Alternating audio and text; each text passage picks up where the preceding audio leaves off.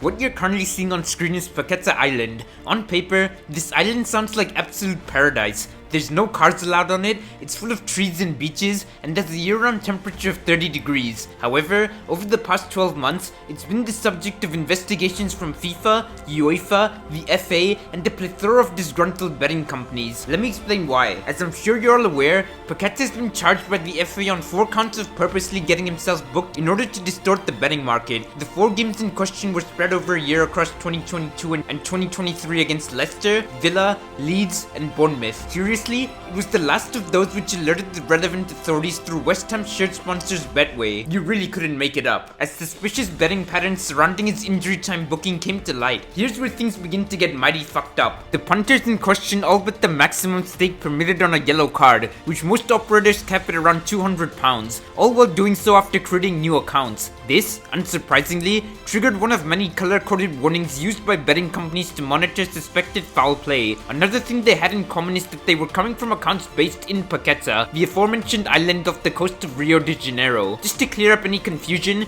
Lucas Paqueta's actual name is Lucas Tolentino Coelho de Lima, but he chooses to go by the name of his birthplace. Unlike Sandro Tonali or Ivan Toney, none of the bets came from Paqueta himself, yet the latter is the one looking at a ban between 3 years and a lifetime for his alleged antics. This is because he wasn't just a bloke with a gambling addiction looking to blow off steam in his free time, but actively partaking in spot fixing. Having seen the footage of some of his fouls, he was basically pleading with the ref to book him, either by clattering his opponent or committing 2 small infringements back to back on different players to attract the official's attention. For an attacker, his 15 bookings in 45 games this season will also have undoubtedly raised alarm bells, and only time will tell how deep the rabbit hole really goes. Even Man City, who are the biggest cheats English football have ever seen, opted against signing Paqueta last summer after becoming privy to the details of the ongoing investigation. Ironically, he would be perfect for them if the claims against him do turn out to be true, and I'm sure Sheikh Mansour and his cronies would get the charges to disappear with a couple of backhanders to the relevant authorities. As things currently stand, Paqueta has until June 3rd to respond to the FA, and based on the precedent set against Pakistani cricketers who were found guilty of spot fixing a decade ago, not only are we unlikely to see Paqueta play football professionally ever again, but there's every chance he spends a good amount of time in prison too for his actions. Clearly, we don't know what's gone on behind the scenes. It could be a case of an already wealthy Premier League footballer being stupid enough to try and earn a quick buck on the side, or a situation in which his family members were threatened and he was left with no choice but to appease the perpetrators by doing what they asked of him. That's precisely why I'm gonna reserve judgment for the time being, even though I do believe his career is more or less over. Do let me know what you think down below, and I'll catch you in the next one, folks.